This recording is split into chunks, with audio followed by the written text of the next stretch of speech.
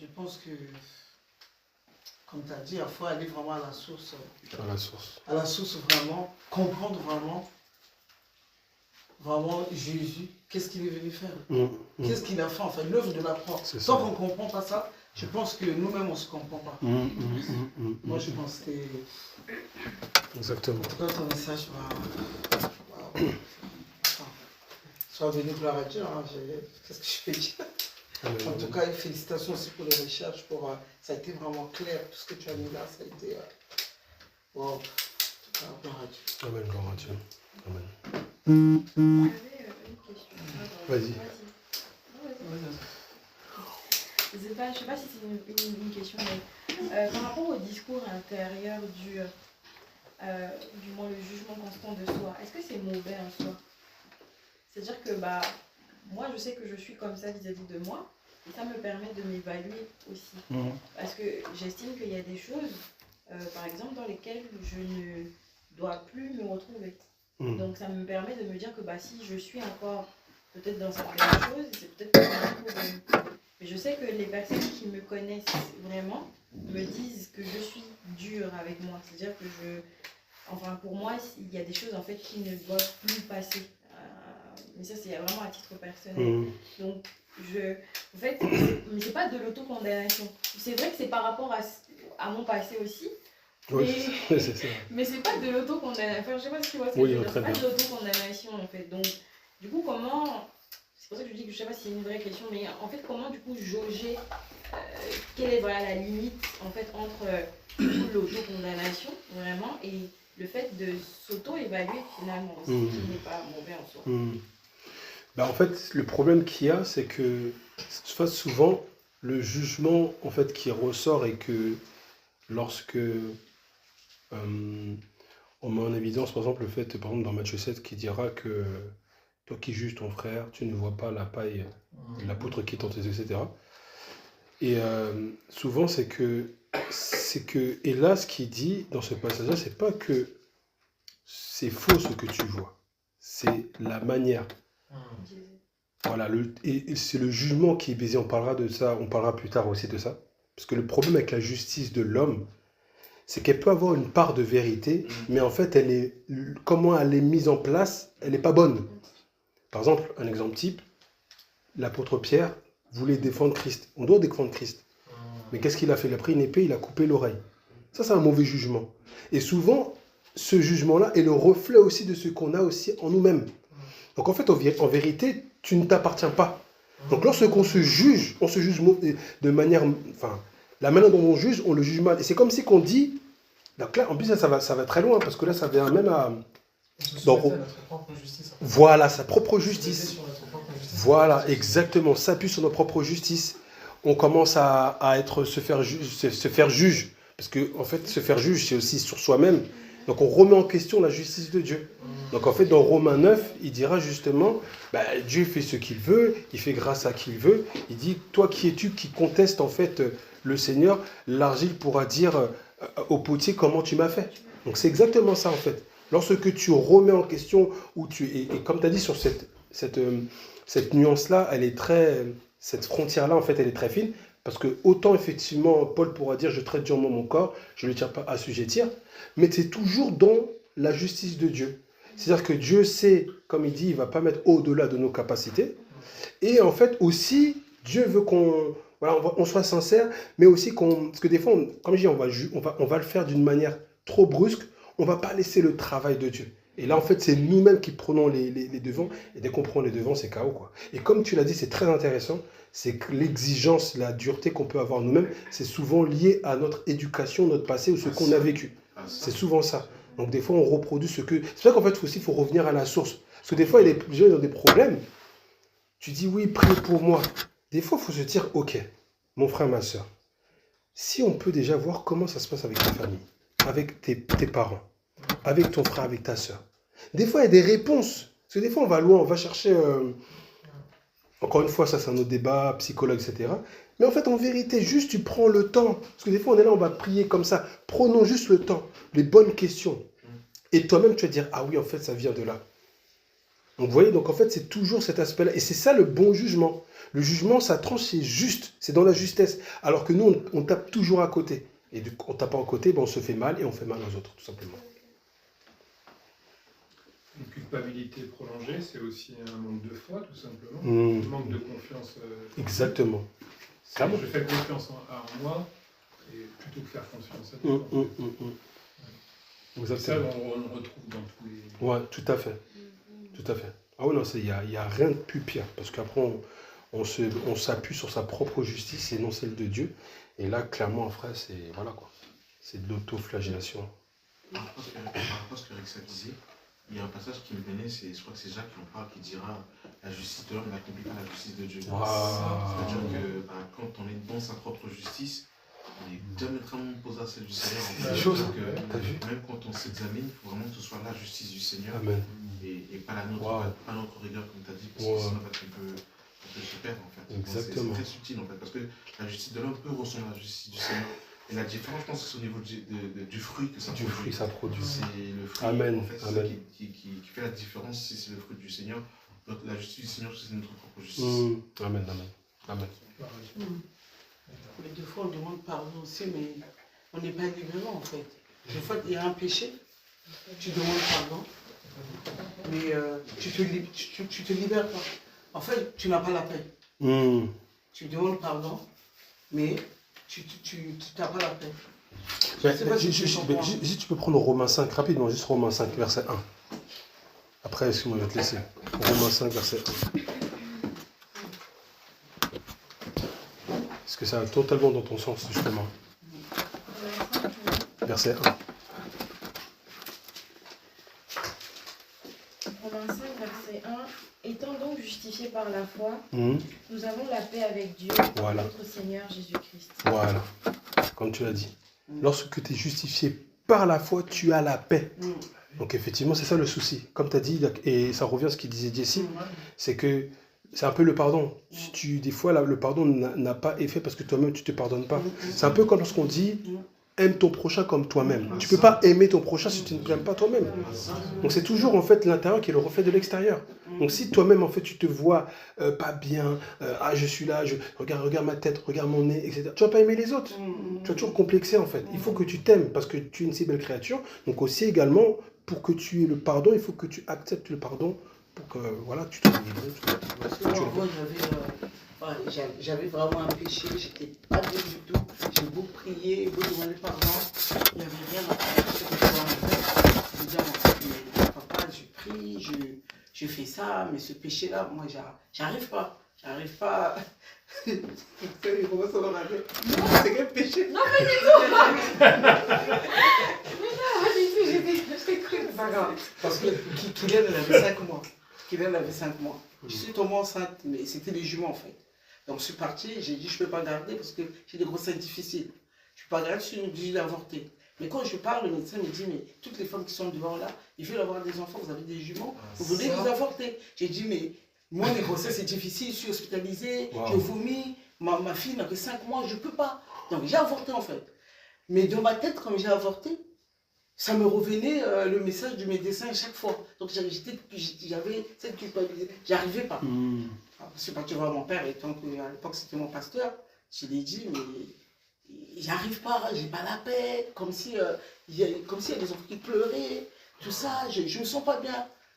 En tout cas, il m'a dit comment demander pardon. En fait, j'ai demandé pardon, mais c'était pas la bonne façon.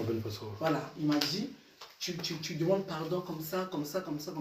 Dieu, il te donnera la paix. Je pense que tu penses au médecin ce qu'il t'a dit. Donc ça te culpabilise en fait. Tu n'as pas la paix. Donc quand j'avais fait comme il m'avait dit, j'avais la paix. Donc c'est pour ça que 2 fois, tu demandes aussi mal. C'est ça. Mais tu n'as pas la paix. J'ai demandé mal en fait. Waouh. C'est ça qui dit ça. J'ai demandé mal. Bon, je ne connaissais pas aussi trop Jésus, tout ça, des Écritures. Mais quand il m'a dit de faire ça, j'ai fait ça. Après, j'avais la paix jusqu'aujourd'hui. Amen. Amen. Ça, tu m'avais déjà dit. Amen. Ah, ok. En plus, après, tu as eu les jumeaux. Après, voilà, le mois qui suivait de l'autre année, Je suis tombé enceinte des jumeaux. Wow. Là, j'ai dû manger les gars. Un œuf, Vous l'avez échappé belle. un Ah ouais, waouh. Wow, c'est ça qui fait Ça que s'est j'ai joué les à gars, ça. quoi. Pas de guitare, pas de café, Pas de vacances, pas de ski. Vas-y. Vas-y, oui. Ah oui, Maxence, c'est comment demeurer dans cette justice, Ah. la justice de Dieu? Parce que parfois il y a vraiment cette dualité en nous de basculer en fait dans notre justice humaine, de faire les choses par notre propre force. Comment en fait demeurer dans la justice de Dieu? Je réponds à la question. Si je Vas-y, bien n'ai sûr. pas la prétention de savoir, mais en fait, je crois vraiment que la quête de la justice, c'est ce qui me maintient en vie spirituellement. En vrai, si Christ n'est pas le but, tu vas chercher autre chose, parce que l'homme il ne peut pas rester vide. Donc tu vas chercher l'argent, tu vas chercher le succès, tu vas chercher quelque chose. Mais la quête de la justice, quand on parle de l'amour de la justice, tu l'as déjà en fait en toi. Rien qu'en lisant la parole, en fait quelqu'un qui cherche, ça se voit qu'il cherche quelque chose. Tu vois ce que je veux dire? Donc quand tu cherches la justice, tu vas être naturellement appelé à lire la parole, naturellement appelé à te conformer à la parole. Et il y a comme une boussole en toi, donc c'est le Saint-Esprit qui te fait comprendre que c'est vraiment Dieu qui te parle et que tu es sur le bon chemin. Même parfois quand ta chair elle n'est pas contente, tu es en train de lire un verset et tout, mais tu te conformes parce que tu sens en fait au-dedans de toi que c'est la bonne chose à faire, c'est la justice du Seigneur. En fait, c'est comme l'Esprit en fait qui te parle finalement. Donc pour moi c'est ça. Et quand tu reprends le contrôle et tu reprends les rênes, il y a quelque chose en toi aussi qui te fait comprendre que tu reprends les rênes. La vérité c'est quelle est la destination finale de tout ce qu'on fait? Parce que c'est à ça qu'on reconnaît aussi la justice. Parce que quand tu fais quelque chose qui est dans ton intérêt, égoïste ou quoi, tu vas le savoir en fait au point de chute. Quand tu fais quelque chose qui est dans la justice de Dieu, parfois ça t'a coûté un bras et t'as rien gagné entre guillemets dans l'affaire, tu reconnais en fait que c'était vraiment la justice de Dieu. Donc en fait, c'est la justice de Dieu, je trouve qu'elle se distingue vraiment de la justice des hommes au niveau du résultat qui est produit. Comme on parlait du fruit, au niveau du fruit, on voit que c'est la justice de Dieu ou pas. Est-ce qu'après avoir posé l'action, ça a permis de donner la paix à quelqu'un ou de me donner la paix? Ou est-ce qu'après avoir posé l'action, finalement, je ne suis pas en paix? Il y a aussi ces éléments-là qui permettent de reconnaître en fait la justice de Dieu. Mais je pense que tu vois, j'ai fait assez longtemps notamment pour voir que il y a des moments où tu as fait des choses et tout qui paraissent justes, mais en fait, tu n'es pas tranquille, tu sens que c'est pas là que Dieu t'a amené en fait. Donc je trouve qu'on arrive à distinguer quand on est dans le contrôle ou quand c'est le Seigneur qui fait le contrôle, mais voilà. Quand c'est le Seigneur qui est devant. Amen. Et pour terminer, parfois il y a la moralité humaine qui ressemble beaucoup à la justice de Dieu, comme disait Jessie. Et je trouve qu'il faut vraiment vider un verre pour le remplir de nouveau. Parce que je dis même que c'est encore plus dangereux d'avoir une bonne moralité parfois. Parce que du coup, tu peux plus te voiler la face. Alors, c'est pas la justice de Dieu. Faut la jeter à la poubelle comme l'immoralité. Enfin, les deux, il faut mettre ça de côté et se concentrer sur la justice de Dieu. Je sais pas si j'ai répondu à ta question. Si on partait sur demeurer, parce que tu montres bien qu'il y a une dualité, qu'on est poussé des fois à faire les choses par nous-mêmes, mais on se rend compte du fruit et on retourne sur la justice de Dieu. Et moi, ma question, c'est surtout, comment ne pas juste sortir en fait, genre, rester, par exemple, ce qu'il a dit, c'est vrai que lorsque tu as, parce qu'effectivement, ça aussi, ça c'est un bel passage, par exemple, tu as parlé de le côté de la nourriture, de rechercher. Vous connaissez tous dans Matthieu 5, 6 qui dit heureux ceux qui ont faim et soif de justice, ils seront rassasiés. Lorsque tu manges quelque chose, tu n'as pas envie d'autre chose. Lorsque tu bois quelque chose, lorsque tu es rassasié, enfin je sais pas, vous mangez quelque chose que même si tu passes devant le KFC, tu as des hauts de cœur, tu as déjà bien mangé. Un bon madessou, tout ça, etc. Tu as bien mangé un plat. En fait, c'est le côté de se rassasier. Et Jessie avait dit quelque chose. Jessie avait dit quelque chose d'intéressant. Je me souviens plus dans quel message. Tu avais parlé de la nourriture. Il y a manger et se nourrir. Je ne sais pas c'est quel message. C'était sur... Non. C'est un piège pour savoir. Non, c'est Jessie. C'était un dimanche. Bon, en tout cas, il avait dit ça. Et en fait, souvent, tu vois, c'est ça la comparaison. C'est que justement, c'est qu'est-ce qui te nourrit. Parce qu'il y a manger des choses, parce qu'effectivement, Le corps a besoin d'aliments. Voilà, d'aliments. Et des fois, on va manger, mais on ne se nourrit pas vraiment. Et c'est pour ça qu'en fait, on a toujours faim. Mais lorsqu'on mange vraiment, on se nourrit, on a cette soif de justice, en vérité, tu n'as plus besoin de chercher. Et en fait, demeurer, après, il y a tout un ensemble. Là, bon, il y a une partie qui répond quand même sur l'aspect déjà de savoir son identité. Ça, c'est la chose primordiale parce qu'encore une fois, on n'a pas idée comment notre cœur peut nous condamner. Sur des fois, on pense que c'est rien, mais on n'a pas idée. Tout ce qu'on a pu énumérer, lorsque déjà on a conscience du combat qu'on fait face, ben déjà là, c'est une manière pour savoir comment je vais demeurer. Parce que des fois, on n'a pas conscience de l'adversité auquel on fait face, et du coup, voilà, on ne peut pas demeurer. On va demeurer, mais on pense qu'effectivement, comme il a dit, après, du coup, on va transférer la justice de Dieu avec la justice des hommes. Donc en fait, c'est comprendre déjà notre identité, y demeurer, et après, lorsque tu es dedans, ben, naturellement aussi, tu vas manifester des fruits de justice qui, elles, vont entretenir tout ça et te demeurer. On parlera aussi, hein, mais lorsque le frère a parlé de... Je crois que c'était lorsqu'il a parlé des veuves. Il me semble qu'il a écrit Jérémie 22. Et dans ce passage-là, il dit justement la justice de Dieu, c'était aussi de secourir les veuves et les orphelins, etc. Je ne sais pas si vous vous souvenez. Et du coup, tout ça, en fait, ça entretient à demeurer. Tu vois, donc c'est tout un ensemble. Il y a l'intérieur et l'extérieur. Tu es dans la justice, tu n'es pas aussi oisif. En restant oisif, ben, tu vas commencer à te reposer sur ta justice des hommes. Donc c'est à la fois, il faut qu'il y ait toujours cette... Il ne faut pas qu'il y ait cette dichotomie. Hein. Donc il faut qu'il y ait ce lien cause à effet, c'est-à-dire que ce que tu as en toi va produire les œuvres de justice. Et c'est ça qui va aussi t'encourager. Donc c'est un cercle vertueux, tout simplement. Et après aussi, il y a aussi tout l'ensemble qui fait qu'en fait, qui prouve, parce que demeurer dans la justice, ça se voit. Jésus, on l'a dit de lui, dans Matthieu 11, je crois, il mangeait avec les publicains, avec les gens de mauvaise vie. Mais ce qu'il a dit, la sagesse a été justifiée par ses œuvres. Tu vois, donc en fait, la justification aussi, tu n'as même pas besoin de parler. C'est-à-dire que la sagesse de Dieu en toi va te justifier, donc va montrer que tu es dans la justice, tout simplement. Donc voilà. Mais ça, on parlera tous ensemble. Ce que vous avez dit, pendant que tu parlais, il y avait une chose aussi qui venait dans mon esprit par rapport à la question de l'or. En fait, la folie de la justice de Dieu, c'est que, comprends mon langage, hein, c'est pas un effort, c'est le Shabbat. Oui, ben là, le repos. La justice de Dieu, c'est un repos. Parce qu'en fait, elle nous est acquise par la foi, et tant qu'on est dans le repos, on est dans la justice. Mais dès qu'on est dans nos œuvres, on sort de la justice de Dieu. Parce qu'en fait, la justice de Dieu ne s'obtient pas par la force humaine, mais par la foi en fait. Donc en fait, il faut demeurer dans un état de foi. Comme entre guillemets, ne pas être dans le Shabbat en fait. C'est ça la difficulté parce qu'on est conditionné à faire. Ouais, c'est vrai. Donc en faisant, on est dans notre propre justice, alors que la justice de Dieu s'obtient dans le repos, dans la foi. L'homme est créé le 6e jour et le 7e jour, il rentre dans le repos, dans la justification. Donc c'est complexe en fait, parce qu'en fait, en vrai, il faut demeurer, donc il ne faut rien faire entre guillemets, mais il faut faire par la foi. Mais je crois que ça, c'est la simplicité de Christ. Hein. Parce qu'effectivement, l'homme attend, ça revient à le cœur d'enfant. Si tu as le cœur d'enfant, c'est simple. Mais si tu es un adulte, là, effectivement, c'est complexe. Tu ne comprends pas, mais je dois faire ça, je dois faire ça. Il faut être comme un enfant. Voilà. J'y reviens pour vraiment répondre à cette question-là. Je crois aussi que quand tu es dans la justice, tu sais que tu y es. Quand tu sors de... Enfin, en fait, tu ne perds pas la boussole en chemin. Tu ne peux pas la perdre quand tu es en train de chercher la justice.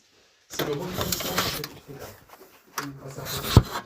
Quand tu te dis, mais à quel moment est-ce que je sais que je suis sorti du truc, généralement tu verras que tu te refroidis. Parce que quand tu étais chaud et zélé, tu es dans la justice.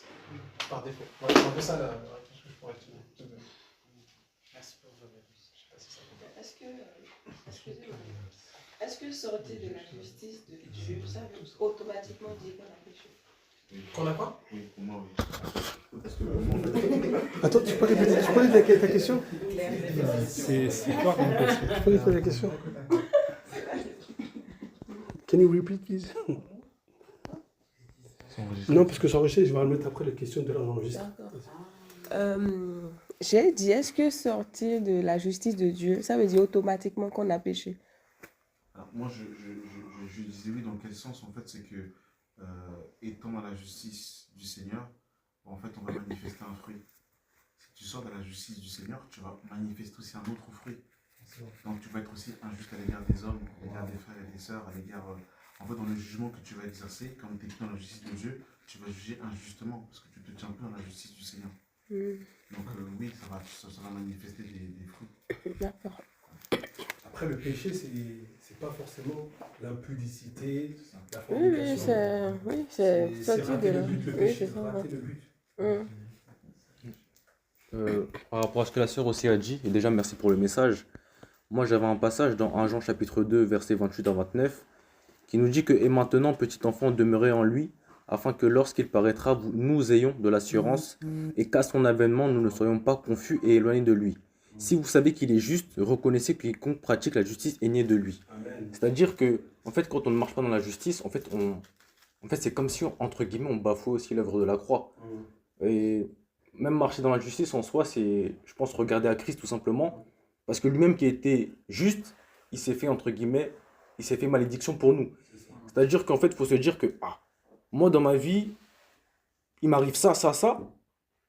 Bon, pas pour se condamner, hein, mais pour me dire qu'il y a un homme déjà qui n'avait jamais péché, qui n'a jamais péché, et il a subi tout cela. Mais à quand même plus forte raison, moi, je n'aurais pas pris cela. Les souffrances de Christ, c'est les souffrances aussi que nous devons aussi avoir.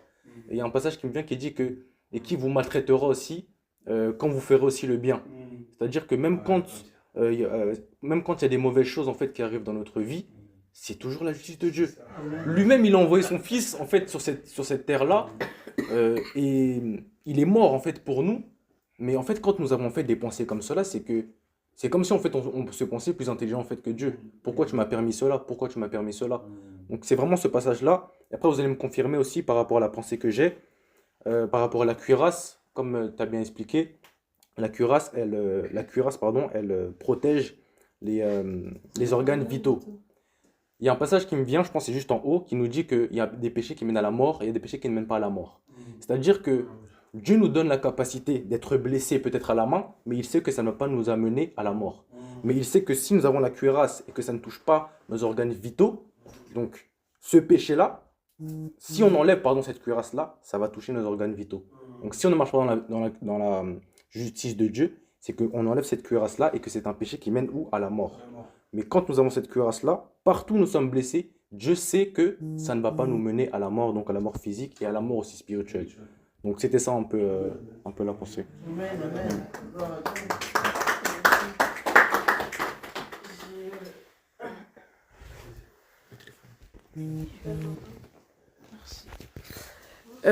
Pendant ce que tu parlais par rapport à la cuirasse, est-ce que vous avez remarqué que la cuirasse ça a une forme de cage thoracique? Exactement. Et c'est pas pour rien, oui, et parce que la cage thoracique, elle a un très grand rôle pour nos organes vitaux, je vous le lis. Elle forme une sorte de bouclier osseux composé de côtes, du sternum, de la colonne vertébrale, ce qui permet d'absorber les chocs et de limiter les blessures sur ces organes fragiles. Donc voilà, c'est juste ça que je vais rajouter. C'est ça. Exactement. Donc Joe, il fait rien pour rien. Donc c'est pour revenir par rapport à ton message, que comme tu as dit, la cuirasse, ça nous protège de pas mal de choses, mais des fois, même dans la nature, le Seigneur nous enseigne. Donc voilà, juste pour rajouter ça. Moi, j'ai une question. C'est par rapport à la justification.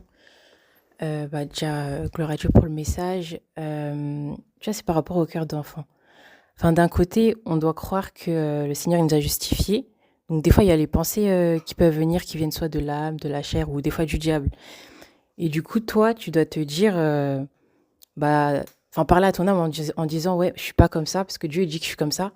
Mais d'un côté, dans la réalité, t'es vraiment comme ça. Parce que des fois, il y a des pensées qui viennent vraiment de toi, en fait. Tu vois, il n'y a pas que Satan. Et du coup, dans ce cas-là, est-ce qu'on doit un peu se mentir à nous-mêmes en disant, Dieu, il dit que je suis comme ça parce que c'est lui qui a la vraie justice. Et d'un côté, je me dis, c'est un peu être hypocrite. Enfin, j'ai l'impression, c'est comme dire, C'est la conscience, quoi. oui, tu te mens à toi-même.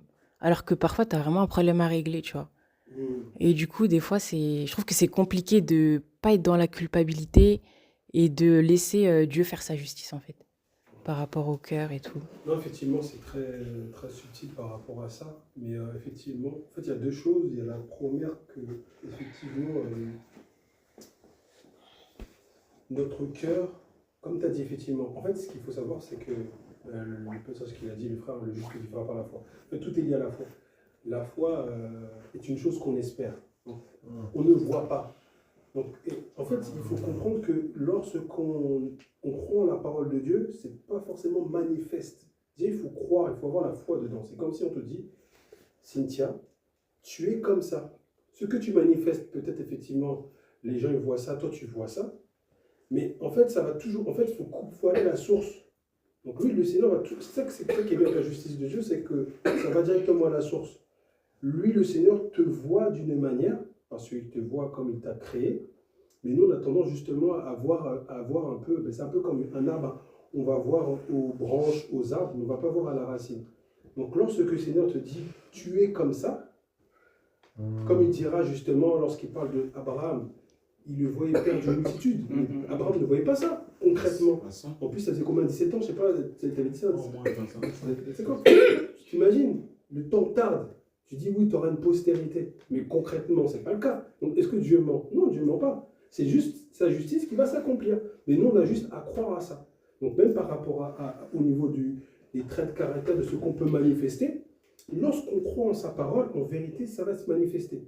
Ça, c'est la première chose. Et après, deuxième chose aussi, de cette manifestation, dans sa justice, Dieu va te montrer, c'est lui qui va le faire, et il va t'équiper pour justement être modelé à son image et à faire en sorte que tel caractère, telle chose va être, tu vas devenir une fille de Sarah ou une fille de Sarah, bon, je prends cet exemple-là, mais la justice de Dieu te ramène à la manière pour y parvenir. C'est souvent cet aspect-là. Donc vraiment, il faut croire en sa parole, et ce n'est pas une contradiction. Mais maintenant, effectivement, comme tu l'as dit, c'est que si ça ne vient pas de Dieu, mais là, effectivement, là vient la contradiction, c'est vrai qu'en fait, souvent, pour terminer, ça revient à ce que JC disait, c'est que pour être équipé, il faut être dans le repos, il faut s'asseoir.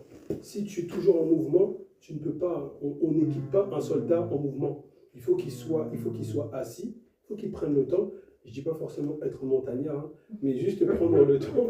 Tu prends le temps comme il faut. Et le repos, c'est être ensemble aussi, hein, c'est ça aussi le repos. Donc de prendre le temps, et après, Dieu te donne en fait la manière en fait, de pouvoir changer selon son cœur. Et après, encore une fois, changer selon son cœur, c'est selon son caractère, mais tu as ta particularité. Donc moi, j'aime bien dire que nous sommes des pierres vivantes, on a tous nos particularités. Donc si Inda, tu es Inda, donc les plus Cynthia, maintenant c'est Inda, et Inda, moi je suis Sébastien, Maman Scol et Maman Scol. On a le caractère de Christ, on a l'image de Christ, mais on a nos particularités. Je ne sais pas si vous voyez ce que je veux dire. Parce qu'on n'est pas standard.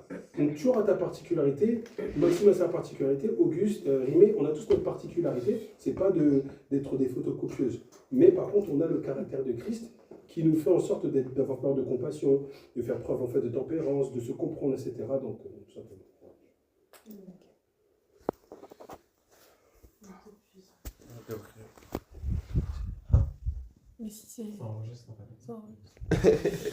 Gloire à Dieu pour le message et toutes les interventions pertinentes. Moi, je voulais, parce qu'en fait, je voulais parler de ce passage il y a quelques semaines, enfin quelques jours.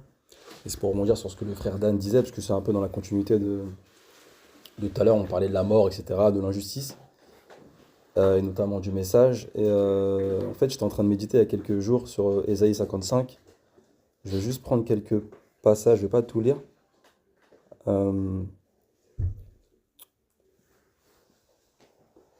Je vais prendre par exemple le verset 3. Méprisé et délaissé par les hommes, il était pareil à celui face auquel on détourne la tête. Nous l'avons méprisé, nous n'avons fait aucun cas de lui. Pourtant ce sont nos souffrances, verset 4, qu'il l'a porté. C'est de nos douleurs qu'il s'est chargé et nous l'avons considéré comme puni, frappé par Dieu et humilié. Verset 5. Mais lui, il était blessé à cause de nos transgressions, brisé à cause de nos fautes. La punition qui nous donne la paix est tombée sur lui, et c'est par ses blessures que nous sommes guéris. Verset 6. Nous étions tous comme des brebis égarées, chacun suivait sa propre voie, et l'Éternel a fait retomber sur lui nos fautes à tous. Verset 9. On a mis son tombeau parmi les méchants, sa tombe avec le riche, alors qu'il n'avait pas commis de violence et qu'il n'y avait pas eu de tromperie dans sa bouche. Verset 10, l'Éternel a voulu le briser par la souffrance. Et donc verset 12, parce qu'il s'est dépouillé lui-même jusqu'à la mort et qu'il a été compté parmi les criminels, parce qu'il a porté le péché de beaucoup d'hommes et qu'il est intervenu en faveur des coupables. Parce que en fait, je méditais, je me disais, mais en fait, qui on est, nous? C'est-à-dire que Jésus, qui n'a point péché, il a vécu tout ça. Et nous, en fait, quotidiennement, on se plaint pour les maux qui nous arrivent et on parle d'injustice, alors que nous, on pêche tous les jours. Et je m'étais dit, mais en fait, quand je disais ce passage, je me disais, mais en fait, qui sommes-nous? Parce qu'en fait, nous, quand on a donné notre vie à Jésus, on se dit, bah, c'est bon, on arrive dans un long fleuve tranquille. Genre, en gros, la vie, elle va être douce pour moi, elle va être sucrée, je vais tout avoir, il va m'arriver que du bien. Et en fait, non, c'est-à-dire que si Jésus, qui n'a pas péché, il a été éprouvé, à combien plus forte raison nous serons également éprouvés quotidiennement. Et pour reprendre un peu les interventions de chacun, pour moi, comment rester dans le repos, c'est, je pense qu'on recherche tous la même chose, c'est le royaume des cieux. Et en fait, dans Matthieu, je crois que tu parlais de Matthieu 5 tout à l'heure, on nous dit heureux ceux qui reconnaissent leur pauvreté spirituelle, car le royaume des cieux leur appartient. Et en gros, c'est important, enfin, des fois on croit qu'on est arrivé. On connaît 2, 3, 4, 5 versets, et on a, je sais pas, 5, 10, 15, 20 ans dans la foi, et on se dit c'est bon, je vais arriver. Mais en fait, c'est là que tu baisses ta garde. Et c'est là que le coup fatal, voire mortel, peut arriver. Et donc en fait, il faut quotidiennement, faut vraiment reconnaître sa pauvreté spirituelle. Dire en fait, moi je suis pauvre spirituellement, et ça va justement te donner, nous donner envie de le rechercher quotidiennement. Et il y a un verset dans la Bible qui nous dit prier sans cesse. Et je crois que c'est Anne qui allait au temple tous les jours. En fait, on ne se rend pas compte que quand on nous dit prier sans cesse, c'est prier sans cesse. C'est pour ça qu'il y a bon, je ne vais pas rentrer dans le détail, mais c'est pour ça qu'il y a le débat de ceux qui portent le voile constamment, même en dehors de l'assemblée, parce que, bon, on est censé prier sans cesse, parenthèse fermée. Mais en fait, quand on dit prier sans cesse, on ne va pas se mentir, mais concrètement, dans 24 heures, pendant combien de temps on passe à prier? Et c'est pour ça qu'en vérité, là, on est dans la présence de Dieu, on va retourner dans la voiture, il y aura peut-être d'autres tentations, des pensées. Des fois même, on est dans la communion, on a des pensées, on pense à autre chose, etc. Et en réalité, moi, je pense qu'il n'y a pas de secret. C'est pour vraiment demeurer dans le repos et dans la présence du Seigneur, c'est vraiment constamment rechercher le royaume. Mais vraiment tout le temps. Et c'est vraiment prier sans cesse, Sauf que bon, quand tu es au travail, tu as des occupations, quand tu es... etc. etc. Et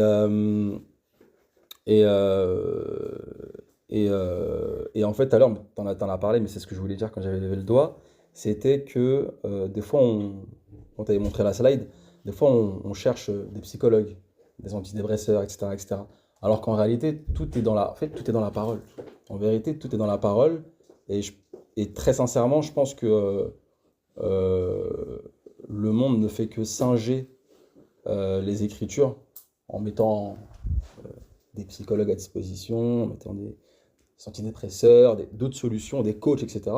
Alors que vraiment, la parole pure et véritable, elle nous enseigne déjà. Et je pense que le vrai secret, c'est plutôt que de traiter les causes, c'est vraiment les conséquences, c'est vraiment de s'intéresser aux causes. Et la parole de Dieu nous aide vraiment à comment dire, exactement ça. Donc c'était juste ça. Amen. Seigneur, merci pour ta parole. Merci Seigneur pour la restauration, Seigneur. Merci pour la justification, Seigneur. Merci pour l'œuvre de la croix, Père. Je crois, Seigneur, que nous repartons, Seigneur, assurés, Seigneur, que nous avons été justifiés, Père. Amen. Merci, Seigneur, pour ton œuvre, Seigneur, pour la justification, Seigneur. Merci de m'avoir justifié, Seigneur. Amen. Merci de nous sortir, Seigneur, de la culpabilité, Seigneur. Amen. Merci, Seigneur, de nous sortir, Père éternel, de toute forme, Seigneur, de jugement intérieur, Seigneur. Béni sois-tu, Père, pour ton amour, pour ta justice. Au nom de Jésus-Christ. Amen. Amen.